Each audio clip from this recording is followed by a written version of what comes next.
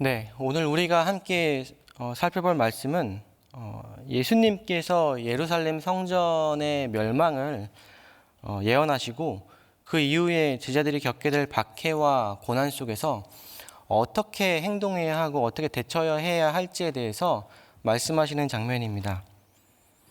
핵심은 눈에 보이는 현상들 너머에 있는 본질을 바라보라는 메시지이고요. 시대의 흐름에 저항함으로써 제자로서의 정체성을 지키며 살아가라는 예수님의 의도가 담겨 있는 메시지입니다. 여기에는 아름다운 성전과 미혹하는 사람들, 그리고 난리와 소요, 그리고 로마의 평화가 매력적인 현상으로 등장을 합니다.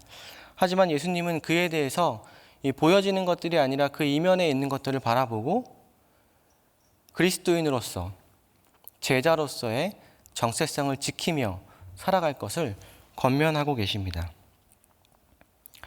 오늘 본문은 예수님께서 제자들과 함께 아마도 예루살렘 성전 안에서 걸어가고 계실 때로 추정됩니다. 그때 나누신 대화입니다. 이때 제자들이 이 성전을 보고 예수님에게 이렇게 말합니다. 선생님, 이 성전이 정말 아름답지 않습니까? 정말 웅장하고 정말 아름답지 않습니까? 여기 쌓여있는 이 헌물들을 보십시오. 굉장하지 않습니까? 라고 이야기합니다. 제자들이 이렇게 이야기할 수 있었던 건요, 당시의 성전은 정말로 아름다운 건물이었습니다. 이두메 출신의 헤롯 대왕이 유대 지역을 통치할 때에 유대인들의 환심을 사야 했습니다. 그래야 안정적인 통치를 할 수 있었겠죠. 유대인들의 그 환심을 사기 위해서 어떤 걸 해야 할까 고민하다가 선택한 것이 예루살렘 성전을 다시 아름답게 만드는 것이었습니다. 그래서 헤롯 대왕은 예루살렘 성전을 아름답게 만들기 시작했고요. 이때는 어느 정도 그 아름다움이 완성되어 있던 때입니다. 실제로 당시의 역사가 요세푸스의 이야기를 보면요, 그 기록을 보면 이 성전이 너무 아름다웠고 전면에는 황금으로 이렇게 칠해져 있었다고 합니다. 그래서 멀리서 이제 예루살렘 성전으로 오는 그 순례를 오는 순례자들은 햇빛에 비치는 예루살렘 성전의 그 빛남을 보고 경이로움을 느끼고 감탄할 수밖에 없었다라고 이야기를 합니다. 그만큼 당시의 성전은 아름다웠습니다. 그러면 제자들이 지금 예수님에게 그 성전을 바라보면서 정말 아름답지 않습니까? 여기에 쌓여있는 이 헌물들을 보십시오 라고 이야기할 때 예수님은 이 대화의 티키타카가 되려면 그렇구나, 정말 아름답구나 라고 이야기를 해야겠죠. 그런데 예수님은 다음과 같이 이야기하십니다. 6절입니다. 너희가 보는 이것들이 날이 이르면 돌 하나도 돌 위에 남지 않고 다 무너뜨려지리라. 예수님은 항상 A를 물어보면 A에 대한 대답을 하지 않으시고 저 뒤에 있는 한 H에 대한 대답을 하시는 것 같아요. 근데 여기에는 예수님의 의도가 있습니다. 제자들아, 너희가 나와 그동안 이렇게 오래 있었는데 이 성전의 아름다움을 보고 감탄하는 것에 그치지 말고 이 성전이 지어지기까지 얼마나 많은 사람들의 노력과 헌신, 그리고 더 나아가서 사회적 약자들과 과부들의 고열까지 짜내야만 했던 그 비참한 현실을 봤으면 좋겠다라는 예수님의 의도가 있습니다. 당시에 이 아름다운 성전을 짓기 위해서 유대 지역은 세금을 정말 많이 냈습니다. 그리고 성전세도 많이 내야만 했습니다. 성전을 위한 것인데 여기에서 이 성전을 위한 헌금을 내지 않는다면 유대 사회 안에서 어떻게 보여질까요? 내가 가진 것이 없더라도 어떻게든 내야만 했던 시기입니다. 예수님은 지금 이 아름다운 성전 뒤에 있는 이면에 있는 잔혹한 현실을 보길 원하고 계시는 겁니다. 근데 제자들은 이 말씀을 제대로 이해하지 못하고 또 이렇게 묻습니다. 불안하죠?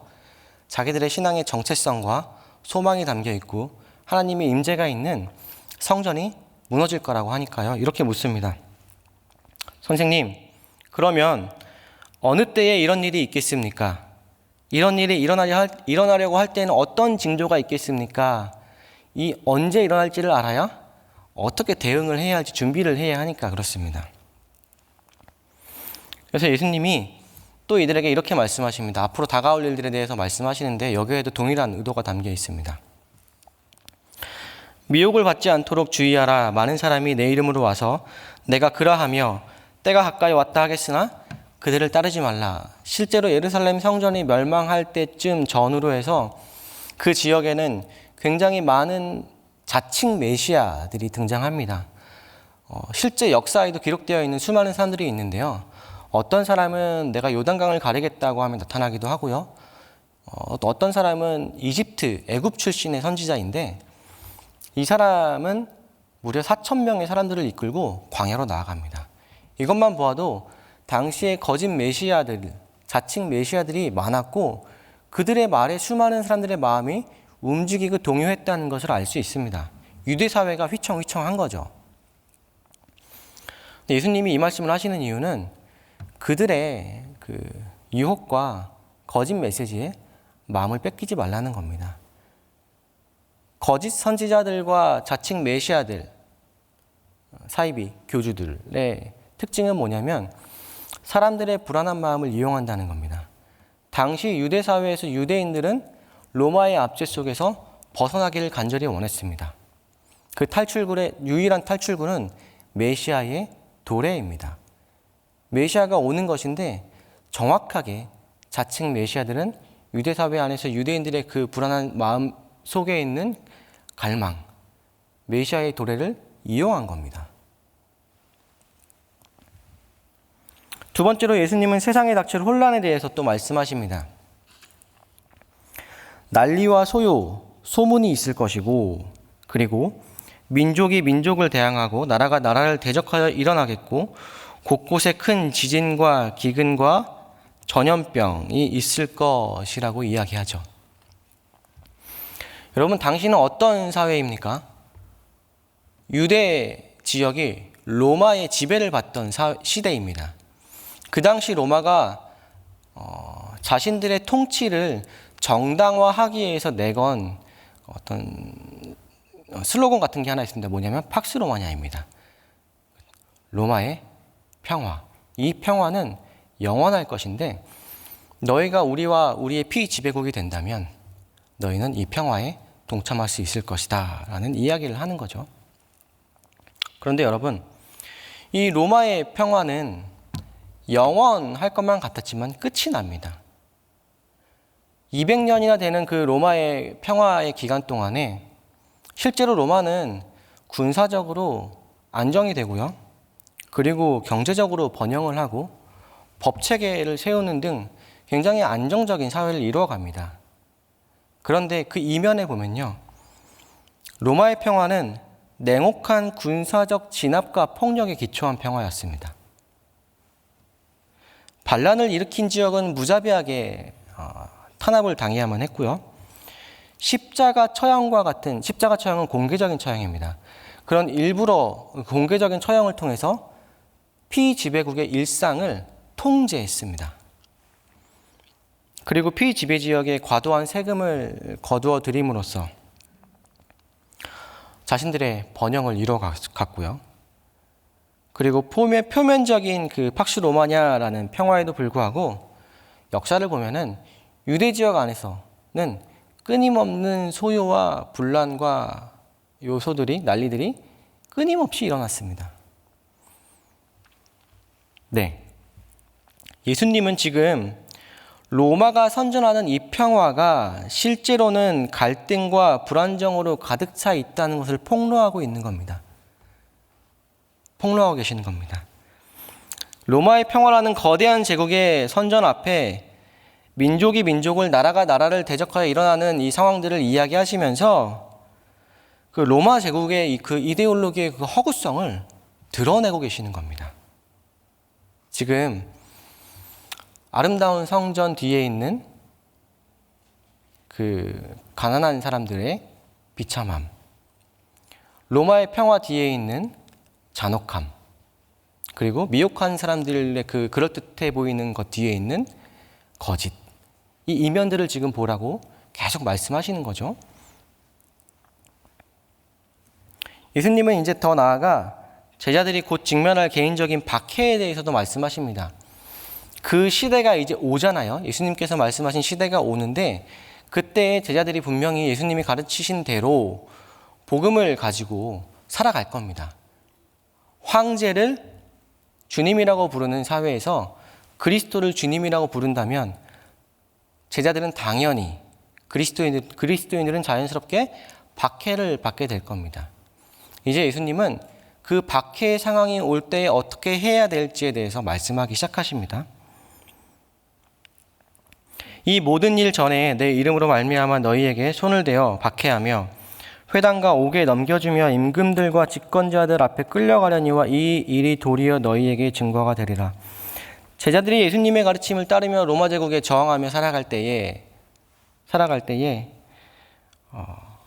실제로 제자들은 그 로마 정부의 집권자들과 통치자들 앞에 끌려갑니다. 그렇죠? 근데 그것이 오히려 예수님은 절망이 아니고 너희의 생명이 끝남이 아니라 오히려 우리가 생명을 얻는 복음을 전할 수 있는 그 구원의 증거의 기회가 될 거라고 말씀하시는 겁니다. 계속 현상과 다른 것들을 이야기하고 계시는 거죠. 실제로 몇 년 후에 예수님이 이 말씀을 하시고 난 몇 년 후에 제자들은 이렇게 됩니다. 스데반은 돌에 맞아 죽고요. 야고보는 처형되고 베드로와 바울은 여러 차례 재판에 끌려갑니다. 이어서 예수님은 조금 더 구체적이고 개인적인 예언을 하십니다. 부모와 형제와 친척과 벗이 너희를 고발하고 심지어 너희 중에 몇 명은 죽게 되기도 할 거다라고 말씀하세요. 네. 예수 그리스도를 알고 믿는다는 이유만으로 모든 사람에게 미움을 받을 것이라고 말씀하시는 거죠. 큰 나라와 나라의 대적이라는 큰 프레임 속에서 제자들은 가족들과 친구들이라는 작은 프레임의 그 박해 속으로 이제 점차 축소되게 됩니다. 제자들이 받게 될 박해와 고난이 피할 곳이 없다는 이야기이기도 합니다. 그러면 이제 끝나는 걸까요? 그리스도를 따르는 제자들과 사람들은 희망이 사라지는 걸까요? 아닙니다. 이때 예수님은 제자들에게 굉장히 중요한 말씀을 하나 하십니다. 오늘 우리 마지막 구절인데요. 19절을 함께 읽어보겠습니다.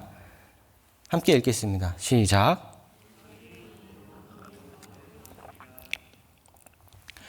너희의 인내로 너희 영혼을 얻으리라. 이 말씀을 딱 문자 그대로 보면은 무슨 말인지 애매합니다. 잘 모르겠죠. 근데 복음서의 이제 다른 복음서의 평행 본문을 보면은 너희의 인내로 너희가 구원을 얻게 될 것이다. 너희의 인내로 너희가 생명을 얻게 될 것이다 라고 되어 있습니다. 여기서 인내는 단순한 참음, 견딤을 이야기하지 않습니다. 구약에서 이 단어가 70인역을 통해서 쓰인 것을 보면요. 소망, 기다림이라는 단어로 사용됩니다.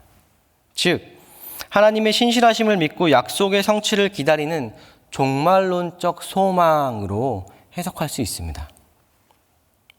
영혼은요, 이야기했듯이 생명과 구원으로 이야기할 수 있고요. 마지막으로 얻는다라는 것은 이제 말 그대로 획득하고 소유한다는 건데, 이거는 내가 가만히 있다가 얻는 그런 게 아닙니다. 이것은 박해 속에서의 이 인내를 통해 수동적 견딤이 아니라 적극적으로 자신의 진정한 생명과 정체성을 획득해가는 과정을 이야기합니다. 수동적으로 숨어서 견딤으로 얻는 것이 아니라 너희의 인내로 영혼을 얻는다라는 것은 적극적으로 내가 그리스도인의 정체성을 형성해 나감으로써 얻는다는 겁니다.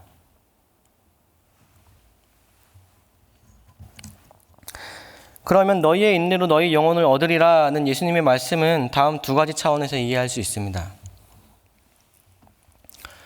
네, 띄워주시면 좋겠습니다. 정체성 유지의 차원입니다. 박해와 배척 속에서도 그리스도인으로서의 정체성을 지키는 것은 제국의 동화 압력에 대한 저항입니다. 로마가 요구하는 충성과 가치관을 거부하고 하나님 나라의 가치를 선택하는 거죠.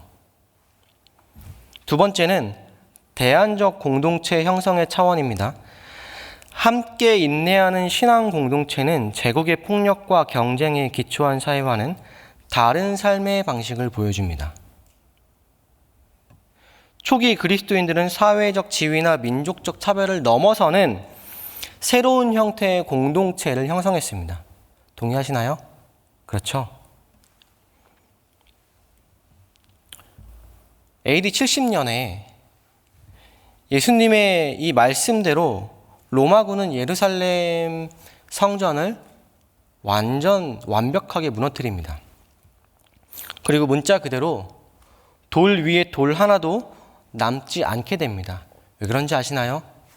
그 성전에 있는 황금을 로마 군인들이 약탈해 가야 하는데 하나도 빠짐없이 샅샅이 뒤져서 약탈해 가야 했기 때문에 돌 하나도 돌 위에 남지 않는 상황이 돼버린 겁니다.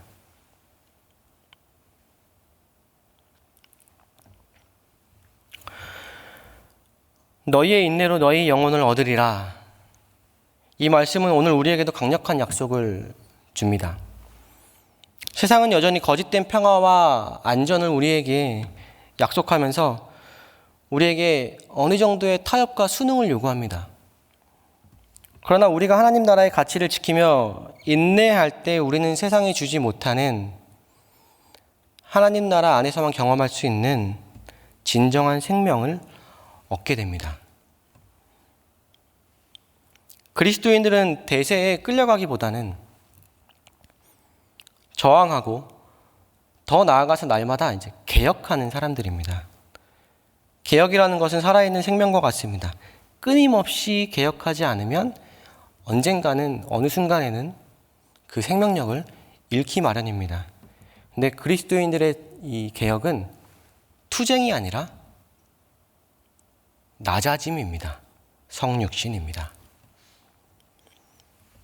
오늘 우리가 각자의 삶의 자리에서 어떤 어려움과 도전을 마주하고 있든 이 약속을 기억하면서 인내하는 신앙인이 되기를 간절히 소망합니다. 그럴 때 우리는 세상의 파도에 흔들리지 않는 견고한 정체성을 가지고 하나님 나라의 대안적 가치를 담대히 증언하며 함께 인내하는 공동체를 세워갈 수 있을 것입니다. 우리가 오늘 들은 말씀을 가지고 함께 기도하고 또 우리가 가지고 나온 개인적인 기도 제목을 놓고 같이 기도하고 자유롭게 돌아가도록 하겠습니다. 같이 기도하겠습니다. 참 거룩하고 존귀하신 아버지 하나님,